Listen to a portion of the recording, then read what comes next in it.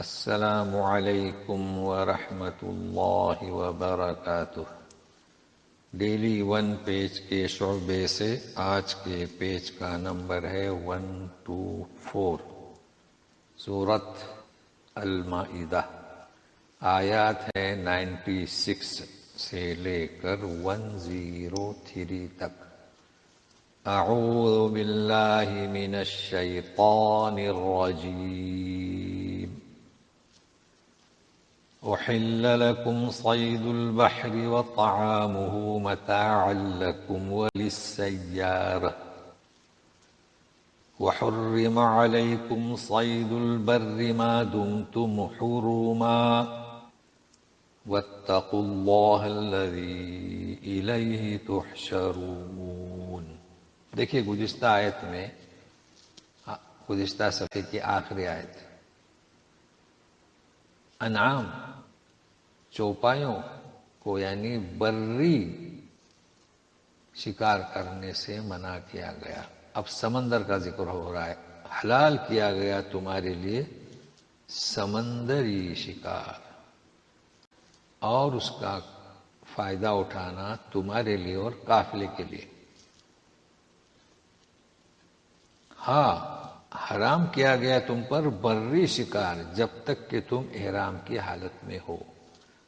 تو سلسلہ چل رہا ہے احرام کی حالت میں، تو گزشتہ جو بیان کیا گیا تھا اس کی وضاحت ہو گئی کہ بری شکار کرنا منع رہا۔ سمندری مچھلی وغیرہ آپ پکڑ سکتے ہیں، چونکہ اکثر سفر کشتیوں سے ہوتے تھے۔ تو اس آیت میں گزشتہ آیت کی مزید وضاحت، اور ہمیشہ اس اللہ کی پرہیزگاری اختیار کرو جس کی طرف لوٹ کر جانا ہے۔ اب اگلے آیت میں کعبہ شریف اور یہ محترم مہینے، جانور جو کعبے کی طرف لے جایا جا رہا ہے، قربان گاہ کی طرف، اور جن کے گلے میں پٹے ڈالے گئے ہیں، اس کا ذکر ہے۔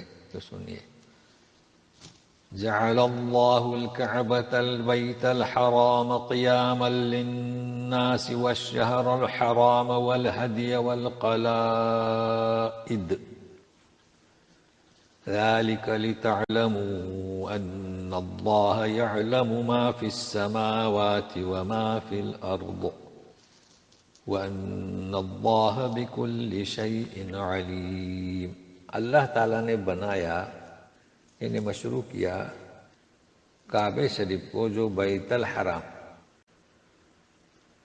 بیت الحرام یعنی ظاہر ہے کہ وہاں کسی قسم کا شکار کرنا ممنوع، حدود میں، یہاں تک کہ درخت کاٹنا، کسی کے قاتل کو پکڑنا، یہ سب منع۔ وہ بیت الحرام، لیکن اسے کیا بنایا؟ قیام للناس، لوگوں کے قیام کا ذریعہ۔ ایک چیز کعبے کو کہ لوگ آتے ہیں، امن و امان ہے، اور قریش کے لیے، قریش کا نظم چلتا رہتا ہے، کعبہ شریف آتے ہیں لوگ، اس لیے ان کا، قریش کا بھی تقدس باقی تھا۔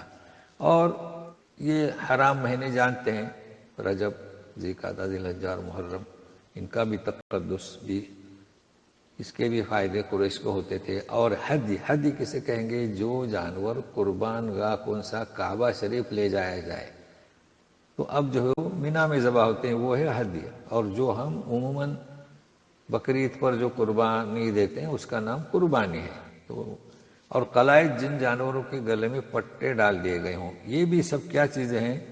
قیام ہے، لوگوں کے لیے قائم رکھنے والے ہیں، اور اس کے فائدے سب قریش کو، یہ بیان کیا جا رہا ہے۔ اور یہ سب اس لیے تاکہ تم جانو کہ اللہ تعالیٰ خوب جانتا ہے جو آسمان اور زمین میں ہے، اللہ تعالیٰ ہر چیز کا علم رکھنے والا ہے۔ مطلب یہ احکام سب علم اور حکمت کی بنیاد پر ہے، لہذا ان کا احترام کرنا، ان کو بجا لانا، یہ انسان کو چاہیے کہ یہ جو عمل اس پر کرے گا، اور اگر اس پر نہیں کرے گا، دو شکلیں ہیں۔ تو اگر کرتا ہے تو اسی کے فائدے کے لیے، کیونکہ اللہ کی مشیت اور اس کے حکم اور حکمتوں کی بنیاد پر جو حکم دیا گیا اسے اپنایا۔ اگر خلاف ورزی کر رہا ہے تو سنیے، اعلموا ان اللہ شدید العقاب وان اللہ غفور رحیم. تو سن لو، اللہ تعالیٰ سزا دینے میں سخت ہیں، لیکن اس کے ساتھ ساتھ اللہ تعالیٰ غفور الرحیم ہے.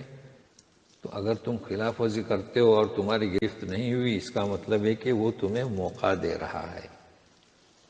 اب رہا سوال رسول، تو سنیے، ما علی الرسول الا البلاغ واللہ یعلم ما تبدون وما تکتمون. دیکھیں رسول برابر آپ کو پہنچا رہے ہیں، اور آپ کے دل میں جو کچھ بھی چھپاتے ہو، ظاہر کرتے ہو، چھپاتے ہو، سب اللہ تعالیٰ خوب جانتا ہے.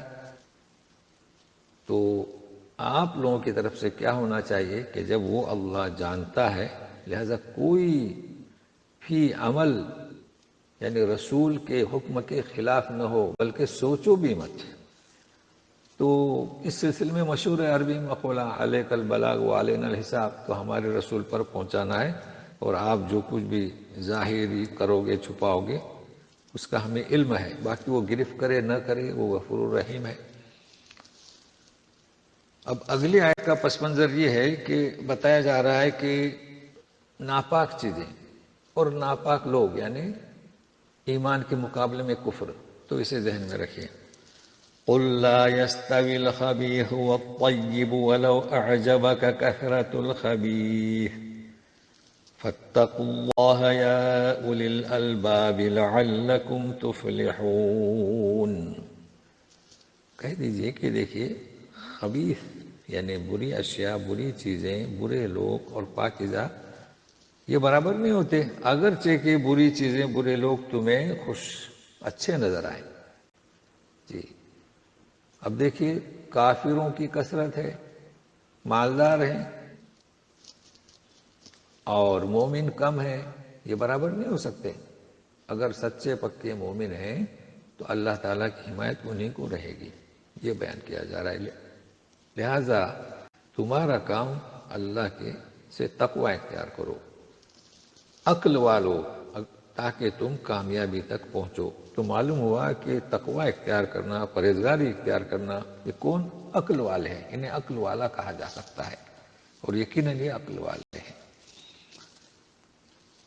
اب اگلی آیت میں، دو آیتوں میں سوال کی کثرت سے تو منع کیا گیا تھا، لیکن یہ سوال عین نزول قرآن کے وقت، یا ہے کہ رسول آپ کو بتا رہے ہیں، بھائی قرآن شریف نازل ہوا، آپ پڑھ کے سنا رہے ہیں، یا ہے کہ کوئی حکم آپ بتا رہے ہیں اور بیچ میں درمیان میں سوال کیا جائے، تو اسے ذہن میں رکھیے.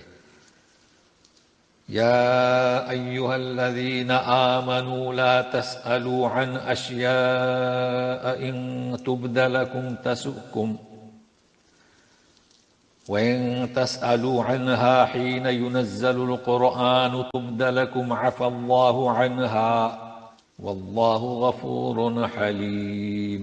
ایمان والو مت پوچھو ایسی چیزوں سے جو تم پر ظاہر نہیں کی گئی، جن کے بارے میں کچھ نہیں بتایا گیا، پوچھو مت. اگر ظاہر کی گئیں تو تمہیں برا لگے گا، یعنی مت پوچھو ایسی چیزوں سے جو ظاہر نہیں کی گئی. اگر وہ ظاہر کی جاتی تو تمہیں برا لگتا، اس لیے وہ ظاہر نہیں کی گئی، تو آپ کیوں پوچھ رہے ہو؟ اگر پوچھو گے ایسی چیزوں سے جب قرآن شریف اتر رہا ہے اور تم پر وہ ظاہر کر دی جائیں تو پھر وہی تسوکم، برا لگے گا. تو اللہ تعالیٰ نے جو کچھ ہو چکا وہ ہو چکا، اللہ تعالیٰ نے معاف کر دیا، کیونکہ وہ غفور ہیں، بردبار ہیں. تو اس سلسلے میں ایک مثال نبی کریم صلی اللہ علیہ وسلم جب بیان کر رہے تھے کہ حج جو ہے فرض کیا گیا ہے، تو ایک صاحب پوچھتے تھے کہ کیا ہر سال؟ آپ نے فرمایا نہیں. پھر پوچھتے تھے کیا ہر سال؟ آپ نے فرمایا نہیں. تو 3 دفعہ سوال کیا تو آپ نے فرمایا کہ اگر میں ہاں کہہ دیتا تو ہر سال فرض ہوتا. تو جب نصیحت کی جا رہی ہے تو آپ اس وقت درمیان میں کوئی سوال نہ کریں، یہ آداب بتائے جا رہے ہیں. البتہ اس کے پہلے ہوا، اور اس کی پہلے جو امتیں تھیں تو انہوں نے کیا کیا؟ انہوں نے بھی ایسے ہی پوچھا، اور جب بتا دیا گیا تو ان باتوں کا انکار کرنے والے بنے، لہذا تم ایسے مت بنو، پوچھو ہی مت، صبر سے کام لو۔ تو سنیے، قد سألها قوم من قبلكم ثم أصبحوا بها كافرين، تم سے پہلے قوم نے پوچھا اور جب بتا دیا گیا تو اس کا انکار کرنے والے بن گئے۔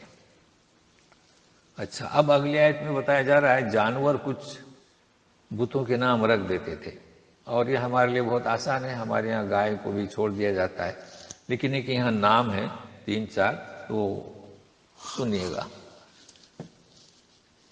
ما جعل الله من بحيرة ولا سائبة ولا وصيلة ولا حام ولكن الذين